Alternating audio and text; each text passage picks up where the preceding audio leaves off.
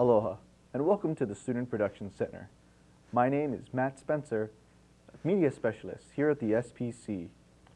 Today, as part of your orientation, I want to show you how to fill out your project plan, the first step in getting started with your project.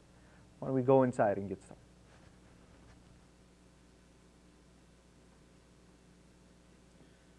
Your project plan is important as it helps us to understand what you want to do and where you want to go with the project. Now, you should already have a project plan in front of you. If not, be sure to get one at this time. You can find them right here, located directly across from the supply window. With your project plan in hand, follow along as I fill out mine so that you can do the same. So here's my project plan. You should be looking at something similar yourself. The first three items are fairly straightforward. Just fill out in the boxes provided your name, ID number, and grade. Why don't you go ahead and fill these in now. So I'll put in my name, Matt Spencer, my ID number, 0007908, and my grade. So I'll just write FAC because I'm a faculty member. In the next two boxes, 4 and 5, you ask for a start date and a due date. The start date is the day that you begin working on your project. The due date is the day by which you need to turn the project in or want to have it completed by. Sometimes you may start on a project and finish it in the same day. In that case, the start date and due date would be the same. Most of the time, however, your due date will be a few days to a week or two after the start date. For the project you'll be doing, both the start date and the due date will be the same, today's date. Why don't we go ahead and fill out these two boxes now.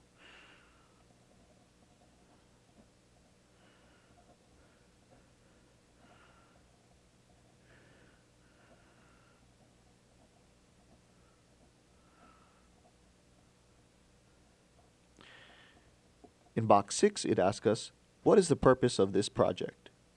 In box 6, all we're asking for is what or why you are working on this project. If it's for a class, you would write down which class that is in box 6 here. So if you're working on a project for a world history class, you'd put down world history.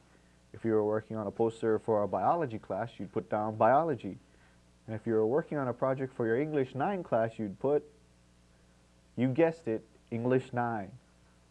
If you want to make a birthday card for your mom or dad, that wouldn't be considered a school project. So you would check off this box on the side here that indicates that this is a personal project. Since you're here with your English class today, and we'll be working on a project in just a little bit, you can go ahead and put down English 9 in box 6. Why don't we go ahead and do this now?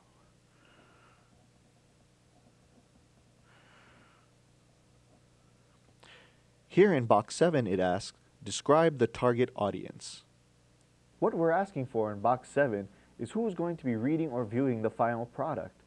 Most of the time you'll be making a display or project for your class or the teacher to see, so these people will generally be your target audience. However, sometimes you might be making a project for another group of people, say for a first grade class or a parent or another family member.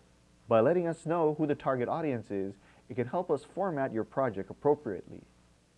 So if we look at box 7 on your project plan, describe the target audience.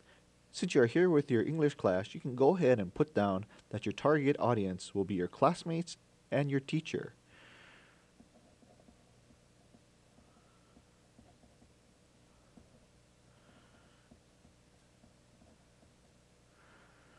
Going down to box 8, it says, write a brief description of your project. In this box, we want you to give us a rough idea of your project. We ask this because we want to make sure you know where you're going with the project. What we don't want is for you to come in, pasting things together and typing stuff out without any sense of direction. We can help you with your project, but only if you know where you want to go. So down here in box 8, most of the time you can go ahead and write down or sketch out what you're going to be doing. If you're making a display, you would just write down poster board display. If you're making a brochure, you would just write down brochure. For the project that you're going to be working on today, you don't know what that is quite yet, so you can just leave this box blank and we'll come back to it in a little bit. Now down here in box 9, it asks what teacher, advisor, or coach may we contact for more information about this project. This box lets us know who we should talk to in case we have any questions about the assignment that was given to you. Usually, if something about the assignment seems out of the ordinary or confusing to us, we may occasionally need to contact someone regarding the details of the assignment. In this box, you generally put down the name of your teacher that gave you the assignment. So in box 9 here, you can go ahead and put down the name of your English teacher since this project is part of their class.